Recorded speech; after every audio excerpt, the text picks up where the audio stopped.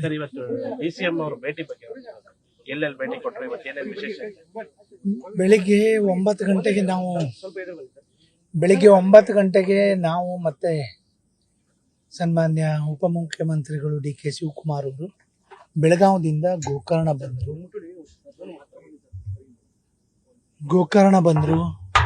ಗೋಕರ್ಣ ವಿಘ್ನೇಶ್ವರನ ದರ್ಶನ ಮಾಡಿದ್ರು. ಗೋಕರ್ಣ ಮಹಾಬಲೇಶ್ವರನ ದರ್ಶನ ಮಾಡಿದ್ರು. ಅದರ ನಂತರ ಇಲ್ಲಿ ಅಂಕೋಲ ಹತ್ರ ಆಂಧ್ಲೆ ದುರ್ಗಾ ಪರಮೇಶ್ವರಿ ಜಗದೀಶ್ವರಿ ದೇವಸ್ಥಾನದಲ್ಲಿ ನಾವೀಗ ಪೂಜೆ ಕೊಡ್ತಾ ಇದ್ದೇವೆ. ನಾವು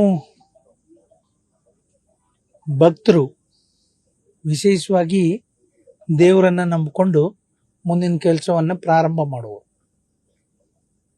ಪ್ರತಿದಿನ ದೇವರಿಗೆ ಕೈ ಮುಗಿದೆ ಯಾವ ಕೆಲಸನೂ ಮಾಡೋದಿಲ್ಲ.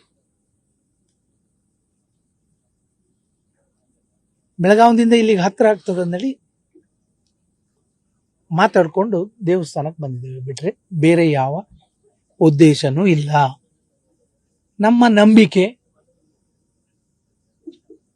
ನಮ್ಮ ಪೂರ್ವಜರ ನಂಬಿಕೆ, ನಮ್ಮ ಹಿರಿಯರದು ದೇವರ ಆಶೀರ್ವಾದ ಇರಬೇಕು. ದೇವರಿಗೆ ಶ್ರದ್ಧೆಯಿಂದ ಭಕ್ತಿಯಿಂದ ಪೂಜೆ ಮಾಡಿದರೆ ನಮಗೆ ಒಳ್ಳೇದಾಗ್ತದೆ ಅಂದೇಳಿ ಆ ನಂಬಿಕೆ ಮೇಲೆ ನಾವು ಇದ್ದವರು, ನಾವು ಮುಂದೆ ಆ ನಂಬಿಕೆ ಮೇಲೆ ಇರುವವರು. ಬೆಳಗಾವಿ ಅಧಿವೇಶನದಲ್ಲಿ ಇನ್ನರ್ ಪೊಲಿಟಿಕ್ಸ್ ಬಗ್ಗೆ ಬಹಳಷ್ಟು ಚರ್ಚೆ ಆಗ್ತಾ ಇದೆ. ಕಾಂಗ್ರೆಸ್ ಅಲ್ಲಿ DK ಶಿವಕುಮಾರ್ ಒಂದು ದಿನ ಊಟಕ್ಕೆ ನನಗೆ ಗೊತ್ತಿದ್ದ ಹಾಗೆ ಸತೀಶ್ ಜಾರಕಿಹೊಳಿ ಅವರದು ಮಂತ್ರಿಗಳು ಅವ್ರ ಊರಲ್ಲಿ ಅಧಿವೇಶನ ನಡೀತಾ ಇದೆ. ಊರಲ್ಲಿ ನಡೀತಾ ಇದ್ರಿಂದ ಎಲ್ಲ ಸೇರ್ಕೊಂಡು ಊಟ ಮಾಡುವ ಅಂದೇಳಿ ಮಾಡಿರ್ಬೇಕು, ಬಿಟ್ರೆ ಯಾವುದೇ ಡಿನ್ನರ್ಗೂ ಪೊಲಿಟಿಷಿಯನ್ಗೂ ಸಂಬಂಧ ಇಲ್ಲ ಅಂದೇಳಿ ನನ್ನ ಅನಿಸಿಕೆ. DK ಶಿವಕುಮಾರ್ ಅವರು ಪಾರ್ಟಿ ಮಾಡಿದ್ರು ಅಂತ ಕೇಳಿದ್ರಿ ನೀವು. ಅದು ಹಾಗೆ ಭಾಳ ಒಂದು 15 ವರ್ಷದ ಹಿಂದೆ ಅವರು ಜಿಲ್ಲಾಧ್ಯಕ್ಷರಿದ್ದರು. ಅವ್ರ ಊರಲ್ಲಿ ನಡೀತಾ ಇತ್ತು. ಯಾರು ಅವ್ರ ಹೆಸರು ದೊಡ್ಡಣ್ಣ ಅಂತ ಕಾಣ್ತದೆ. ದೊಡ್ಡಣ್ಣನವರು. ಅವರು ಹಾಗೆ ನಮ್ಮ ಊರಿಗೆ ಬಂದಿದ್ರಿ, ಊಟಕ್ಕೆ ಬನ್ನಿ ಅಂತ ಕರೆದಿದ್ದಾರೆ. ಅವ್ರು ಎಲ್ಲರಿಗೂ ಕರೆದವರು ಹೋಗ್ಲಿಕ್ಕಾದವ್ರು ಹೋಗಿದ್ದಾರೆ, ಆಗದಿದ್ದವರು ಇಲ್ಲ. ಊಟ ಮಾಡಿ ಬಂದಿದ್ದೀವಿ. ಬಿಟ್ಟು ರಾಜಕಾರಣ ಮಾಡೋದು, ನಾವು ರಿಸಾರ್ಟಲ್ಲಿ ರಾಜಕಾರಣ ಮಾಡೋರು ಅಲ್ಲ. ಅಥವಾ ಯಾವುದೋ ಒಂದು ಡಿನ್ನರ್ ಪಾರ್ಟಿಲಿ ಕೂತ್ಕೊಂಡು ರಾಜಕಾರಣ ಮಾಡು, ಇದು ಶಿಷ್ಟಾಚಾರ, ಅದು ಕಾಂಗ್ರೆಸ್ ಪಕ್ಷದಲ್ಲ. ಏನೋ ಪ್ರೀತಿ ವಿಶ್ವಾಸಕ್ಕೆ ಈಗ ನಾನು ಕೆಲವ್ರಿಗೆಲ್ಲ ಮುರುಡೇಶ್ವರ ಕರೆದು ಊಟಕ್ಕೆ ಹಾಕ್ಬೇಕು ಅಂತಿದ್ದೀನಿ. ಇವರಿಗೆ 22-23ಕ್ಕೆ ನನಗೆ ಊಟಕ್ಕೆ ಬನ್ನಿ ಅಂತ ಹೇಳೋರು. ಅದೆಲ್ಲ ತಗೊಂಡು ಹಾಗೆ ಅದನ್ನ ರಾಜಕೀಯಕ್ಕೆ ತಗೊಂಡ್ರೆ ಆಗ್ತದ?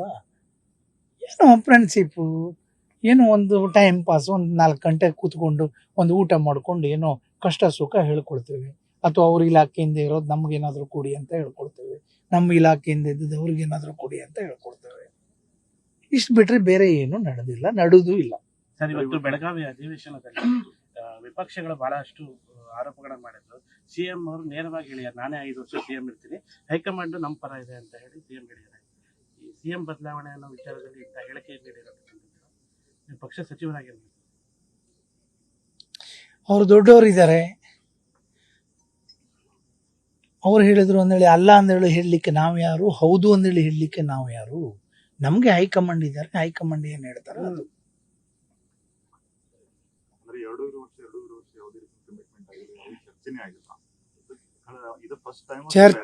ಚರ್ಚೆ ಆಗಿದ್ದಿದ್ರೆ,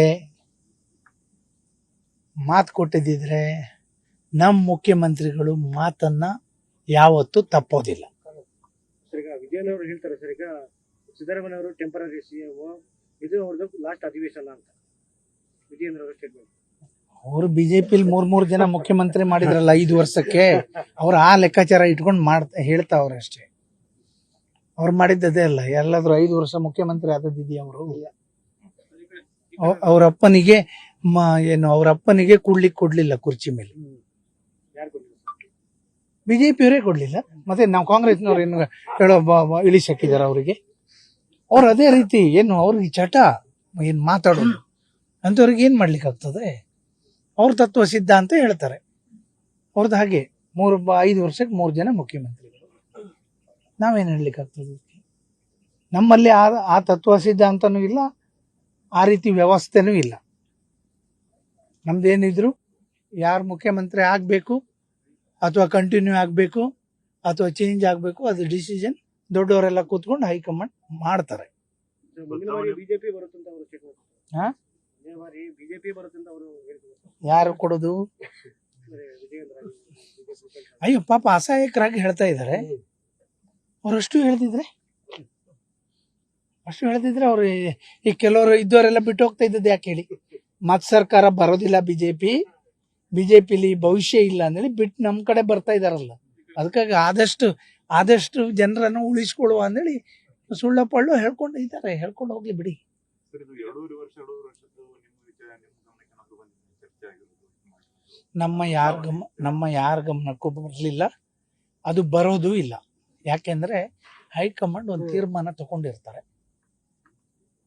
ಅವ್ರ ಮನಸ್ಸಲ್ಲಿ ಅವ್ರ ಡಿಸಿಷನ್ ಏನ್ ಮಾಡಿರ್ತಾರೆ ಅದನ್ನ ಆಗ್ತದೆ. ಅದರಲ್ಲಿ ಏನು ವ್ಯತ್ಯಾಸ ಆಗೋದಿಲ್ಲ.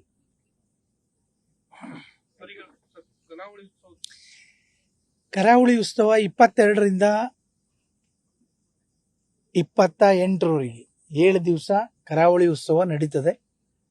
ಸನ್ಮಾನ್ಯ ಮುಖ್ಯಮಂತ್ರಿಗಳು ಬರ್ತಾರೆ, ಸನ್ಮಾನ್ಯ ಉಪಮುಖ್ಯಮಂತ್ರಿಗಳು ಬರ್ತಾರೆ, ಸತೀಶ್ ಜಾರಕಿಹೊಳಿ ಅವರು ಬರ್ತಾರೆ, PWD ಮಂತ್ರಿಗಳು, ಈ ಕಡೆ ತಂಗಡಗಿಯವರು ಬರ್ತಾರೆ, HK ಪಾಟೀಲ್ ಬರ್ತಾರೆ, ಮತ್ತೆ ಇವರು ಶರಣ್ ಪ್ರಕಾಶ್ ಪಾಟೀಲ್ ಅವರು ಬರ್ತಾರೆ, ಸತೀಶ್ ಜಾರಕಿಹೊಳಿ ಅವ್ರದ್ದು ಹೇಳಿದೆ. ಹೀಗೆ ತುಂಬಾ ಮಂತ್ರಿಗಳೆಲ್ಲ ಬರ್ತೇನೆ ಹೇಳಿದ್ದಾರೆ. D ಸುಧಾಕರ್ ಅವರು ಬರ್ತಾರೆ. ಎಲ್ಲರಿಗೂ ಇನ್ವಿಟೇಷನ್ ಕೊಟ್ಟು ಅವರನ್ನ ಕರೆದಿದ್ದೇನೆ. ಕರಾವಳಿ ಉತ್ಸವ ನಡೀತದೆ, ವಿಜೃಂಭಣೆಯಿಂದ ನಡೀತದೆ. ಇದೆಲ್ಲ ಇನ್ನೂ ವಿಜೃಂಭಣೆಯಿಂದ ನಡಿಬೇಕು ಅಂದ್ರೆ, ಇಡೀ ಪ್ರಪಂಚದ ಮೂಲೆಗೆ ತಿಳಿಸಬೇಕು ಅಂದ್ರೆ ನಿಮ್ಮಿಂದ ಮಾತ್ರ ಸಾಧ್ಯ ಇದೆ. ಆ ಕೆಲಸ ಹಾಸ್ಪಿಟಲ್ ಉದ್ಘಾಟನೆ ಇಲ್ಲ, ಅದೆಲ್ಲ ಈಗ ಸೆಟ್ ಮಾಡ್ತಾ ಇದೀವಿ ಕೂತ್ಕೊಂಡು. ಕರಾವಳಿ ಉತ್ಸವ ನಡೀತದೆ.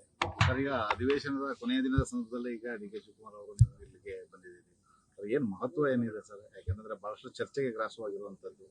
ಎಲ್ಲೋ ಒಂದು ಬದಲಾವಣೆ ಇದೆ, ಧಾರ್ಮಿಕವಾಗಿ ಹೆಚ್ಚು ನಂಬಿಕೆಯನ್ನು ನೀವು ಕೂಡ ಹೊಂದಿದ್ದೀರಿ, ಅವರು ಕೂಡ ಹೊಂದಿದ್ದಾರೆ. ಸೊ ಹಾಗಾಗಿ ಈ ಕ್ಷೇತ್ರದಲ್ಲಿ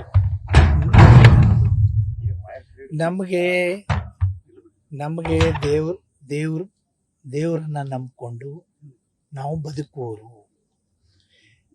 ಬಿಜೆಪಿಯವರು ದೇವರನ್ನ ಉಪಯೋಗಿಸ್ಕೊಂಡು ಬದುಕುವವರು.